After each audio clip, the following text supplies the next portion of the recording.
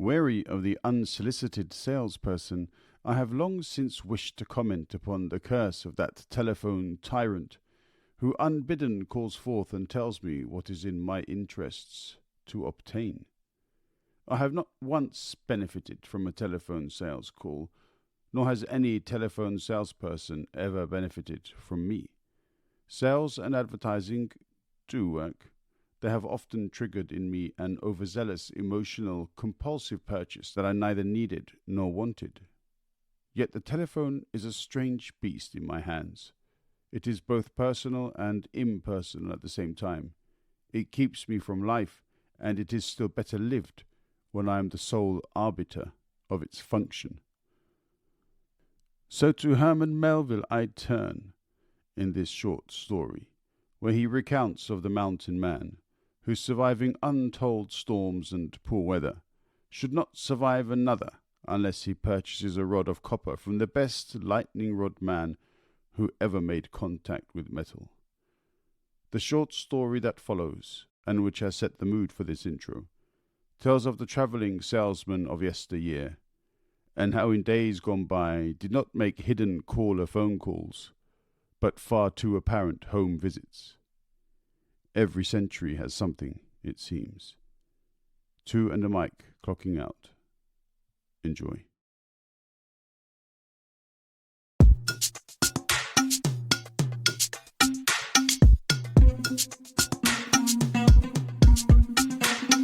Dung weche pek kod welo mabiro e 2 and a mic. Dung parodit kod jok mawuoye 2 and a mic. Seche tin sud buta wawinji e 2 and a mic. Wola wachokre wabed piny bi wawinje ero chako momit ndi 2 and a mic podcast makende.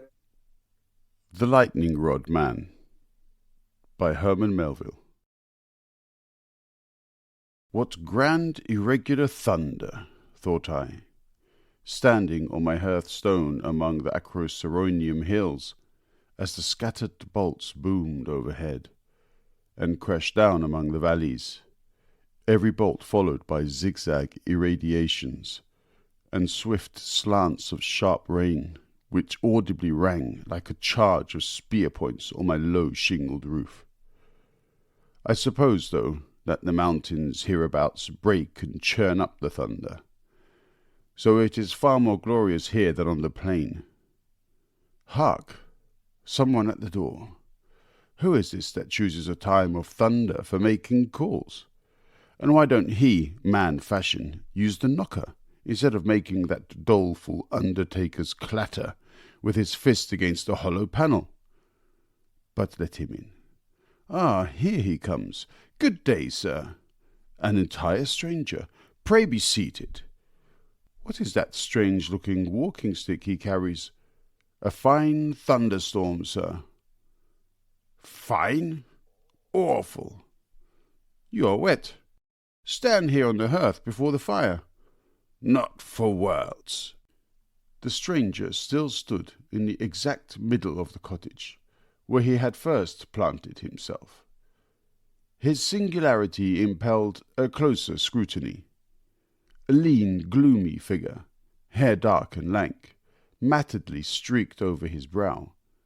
His sunken pitfalls of eyes were ringed by indigo halos, and played with an innocuous sort of lightning. They gleam without the bolt. The whole man was dripping. He stood in a puddle on the bare oak floor, his strange walking-stick vertically resting at his side. It was a polished copper rod, 4 feet long, lengthwise attached to a neat wooden staff, by insertion into 2 balls of greenish glass, ringed with copper bands. The metal rod terminated at the top, tripod-wise, in 3 keen tines, brightly gilt. He held the thing by the wooden part alone. "Sir," said I, bowing politely, "have I the honour of a visit from that illustrious god Jupiter Tonans?" So stood he in the Greek statue of old, grasping the lightning bolt. If you be he, or his viceroy, I have to thank you for this noble storm you have brewed among our mountains. Listen, that was a glorious peal. Ah, to a lover of the majestic, it is a good thing to have the thunderer himself in one's cottage. The thunder grows finer for that. But pray be seated. This old rush-bottomed armchair, I grant, is a poor substitute for your evergreen throne on Olympus. But condescend to be seated. While I thus pleasantly spoke, the stranger eyed me, half in wonder, and half in a strange sort of horror, but did not move a foot. Do, sir, be seated. You need to be dried ere going forth again. I planted the chair invitingly on the broad hearth, where a little fire had been kindled that afternoon to dissipate the dampness, not the cold, for it was early in the month of September. But without heeding my solicitation, and still standing in the middle of the floor, the stranger gazed at me portentously and spoke. "Sir," said he, "excuse me, but instead of my accepting your invitation to be seated on the hearth there, I solemnly warn you that you had best accept mine, and stand with me in the middle of the room." "Good heavens!" he cried, starting. "There is another of those awful crashes. I warn you, sir, quit the hearth." "Mr. Jupiter Tonans," said I, quietly rolling my body on the stone, "I stand very well here." "Are you so horridly ignorant, then," he said, "as not to know that by far the most dangerous part of a house during such a terrific tempest as this is the fireplace?" "Nay, I did not know that," involuntarily stepping upon the first board next to the stone. "You interrupted yourself. Your special business you were about to speak of?" "My special business is to travel the country for orders for lightning rods. This is my specimen rod," tapping his staff. "I have the best of references." Fumbling in his pockets, "In Criggan last month I put up 23 rods on only 5 buildings." "Let me see. Was it not at Criggan last week, about midnight on Saturday, that the steeple, the big elm, and the assembly-room cupola were struck? Any of your rods there?" "Not on the tree and cupola, but the steeple." "Of what use is your rod, then?" "Of life and death use. But my workman was heedless.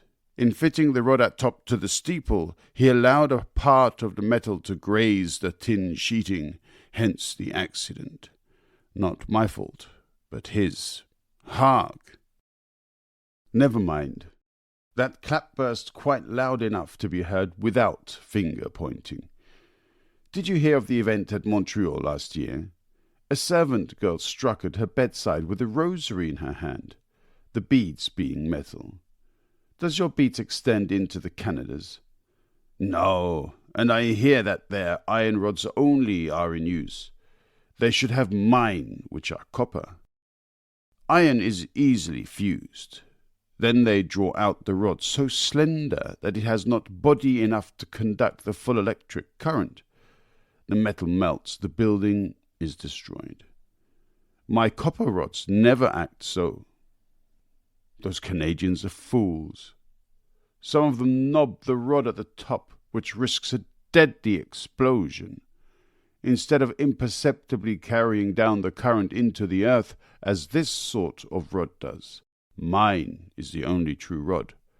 Look at it. Only $1 a foot.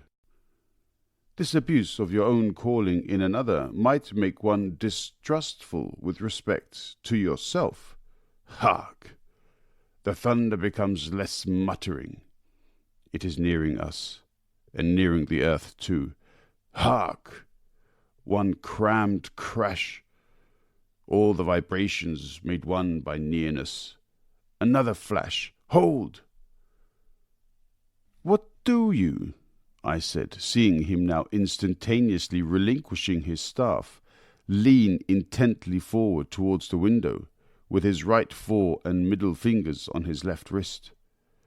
But ere the words had well escaped me, another exclamation escaped him. Crash! Only 3 pulses, less than 1/3 of a mile off, yonder somewhere in that wood. I passed 3 stricken oaks there, ripped out new and glittering.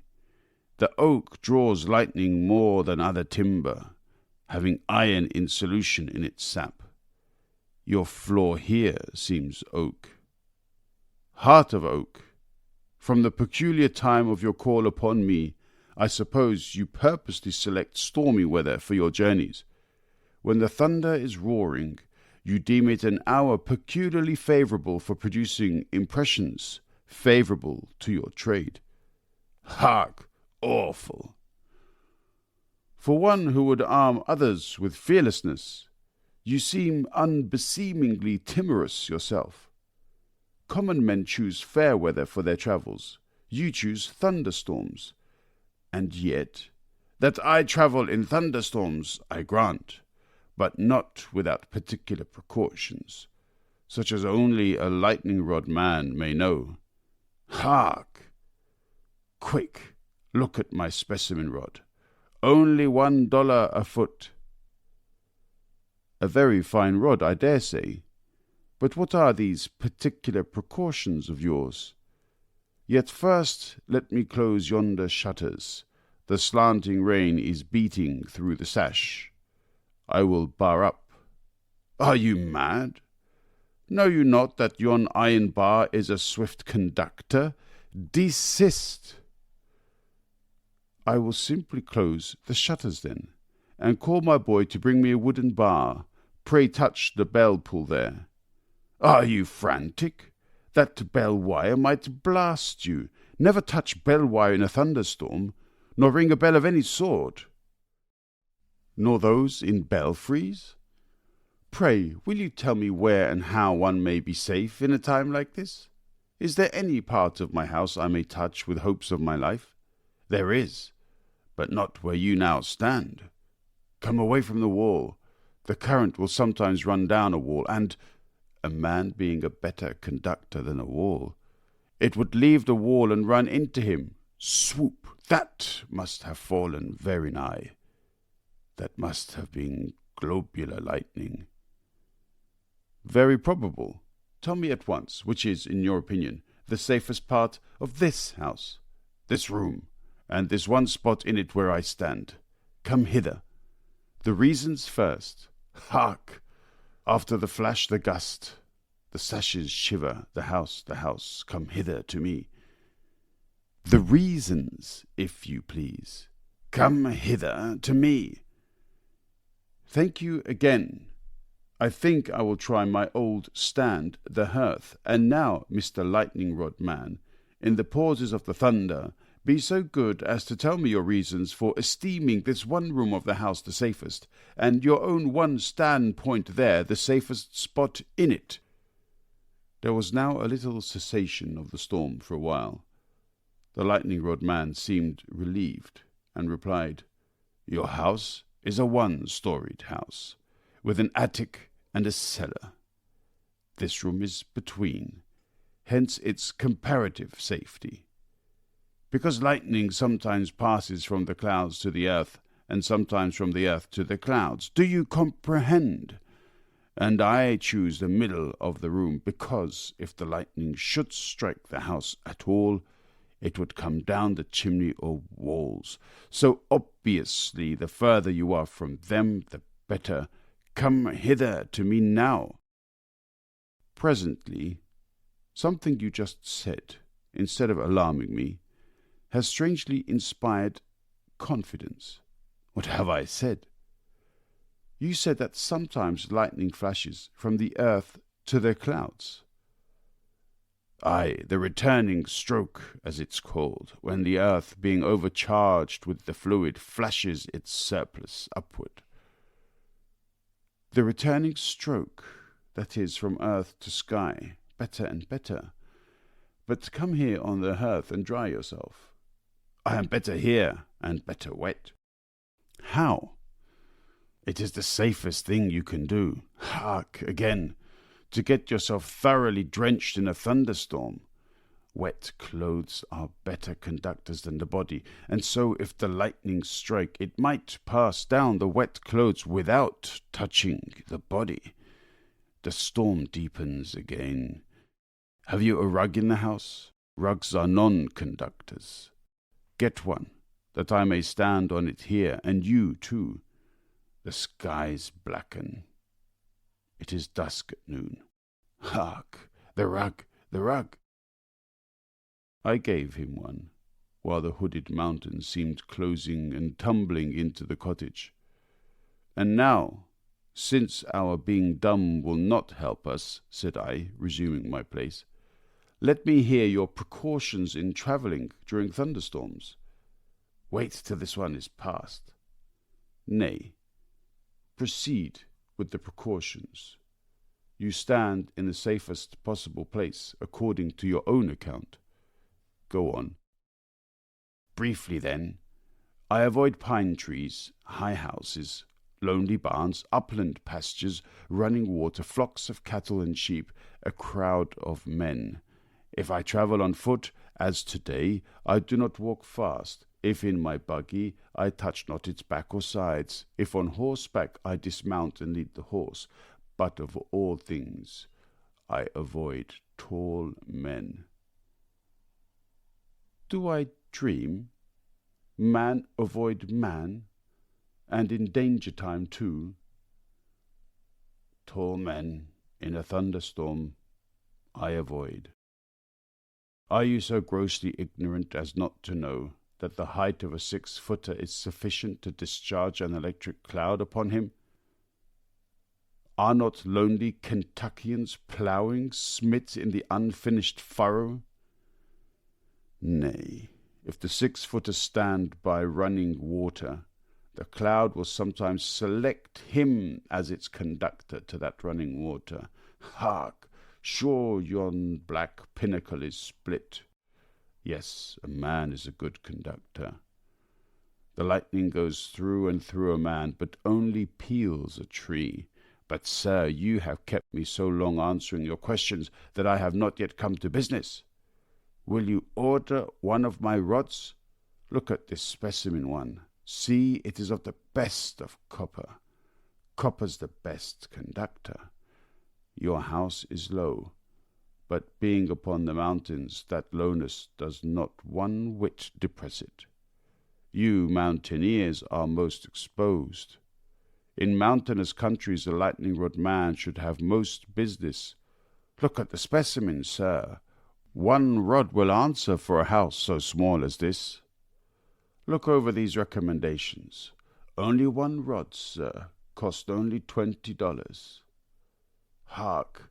There go all the granite taconics and hoosics dashed together like pebbles. By the sound that must have struck something.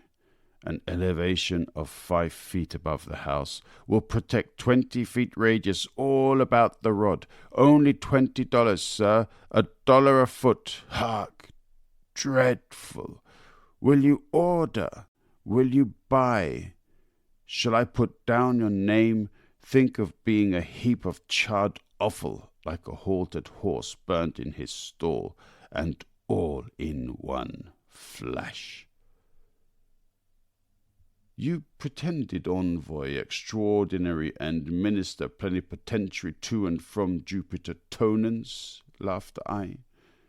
You mere man who come here to put you and your pipe-stem between clay and sky, do you think that because you can strike a bit of green light from the Leyden jar, that you can thoroughly avert the supernal bolt? Your rod rusts or breaks, and where are you? Who has empowered you, you Tetzel, to peddle around your indulgences from divine ordinations? The hairs of our heads are numbered, and the days of our lives. In thunder as in sunshine I stand at ease in the hands of my God. False negotiator, away! See, the scroll of the storm is rolled back, the house is unharmed, and in the blue heavens I read in the rainbow that the deity will not, of purpose, make war on man's earth. "Impious wretch!" foamed the stranger, blackening in the face as the rainbow beamed. "I will publish your infidel notions. Begone! Move quickly, if quickly you can, you that shine forth into sight in moist times like the worm." The scowl grew blacker on his face. The indigo circles enlarged round his eyes as the storm rings round the midnight moon. He sprang upon me, his tri-forked thing at my heart. I seized it, I snapped it, I dashed it, I trod it, and dragging the dark lightning king out of my door, flung his elbowed copper sceptre after him. But spite of my treatment, and spite of my dissuasive talk of him to my neighbours, the lightning-rod man still dwells in the land, still travels in storm time, and drives a brave trade with the fears of man. 2.